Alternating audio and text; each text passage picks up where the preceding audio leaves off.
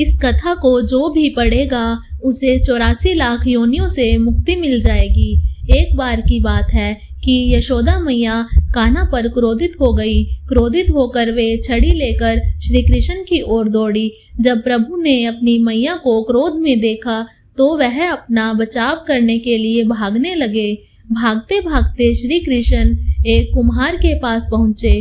कुम्हार तो अपने मिट्टी के घड़े बनाने में व्यस्त था, लेकिन जैसे ही कुम्हार ने श्री कृष्ण को देखा तो वह बहुत प्रसन्न हुआ।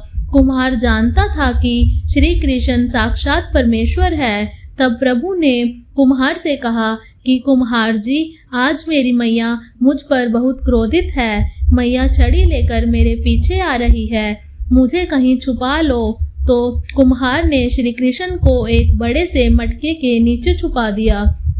कुछ ही क्षणों में मैया यशोदा भी वहां आ गई और कुम्हार से पूछने लगी, क्यों रे कुम्हार, तूने मेरे कान्हा को कहीं देखा है क्या? कुम्हार ने कह दिया, नहीं मैया, मैंने कन्हैया को नहीं देखा। श्री कृष्ण ये सब बातें बड़े से घड़े के नीचे छुपकर सुन रहे थे।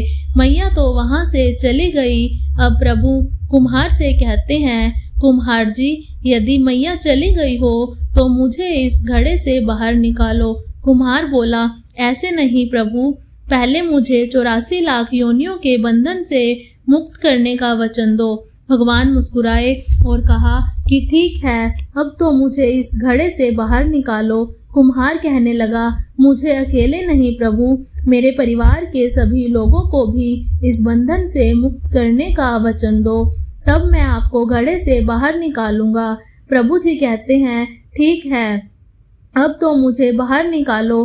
तब कुम्हार कहता है, बस प्रभु जी, एक विनती और है, उसे भी पूरा करने का वचन दो, तब मैं आपको घड़े से बाहर निकाल दूंगा। भगवान बोले, वो भी बता दो, क्या कहना चाहते हो? कुम्हार कहने लगा, प्रभु जी, जिस घड़े के नीचे आप छिपे हैं उसकी मिट्टी मेरे बैलों के ऊपर लाद कर लाई गई थी। मेरे इन बैलों को भी 84 लाख योनियों के बंधन से मुक्त कर दो।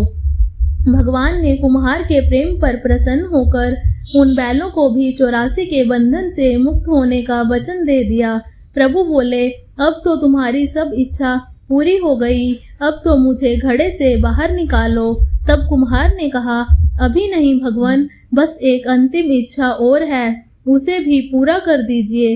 वो है, जो भी प्राणी हम दोनों के बीच इस संवाद को सुनेगा उसे भी आप 84 लाख योनियों के बंधन से मुक्त कर दोगे। कुम्हार की प्रेम भरी बातों को सुनकर प्रभु श्री कृष्ण बहुत खुश हुए और कुम्हार की इस इच्छा को भी पूरी करने का वचन दिया। फिर कुम्हार ने बाल श्री कृष्ण को बाहर निकाल दिया, उनके चरणों में प्रणाम किया और प्रभु के चरण धोकर चरणामृत पिया। अपनी पूरी झोपड़ी में चरणामृत का छिड़काव किया और प्रभु की भक्ति में विलीन हो गया।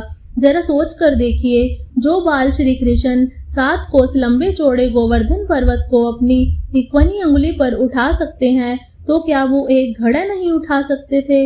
लेकिन बिना प्रेम रिझे नहीं नटवर नंद किशोर। राधे राधे। अगर आपको यह वीडियो पसंद आई हो तो इसे लाइक व शेयर करें और चैनल को सब्सक्राइब करना न भूलें। राधे राधे।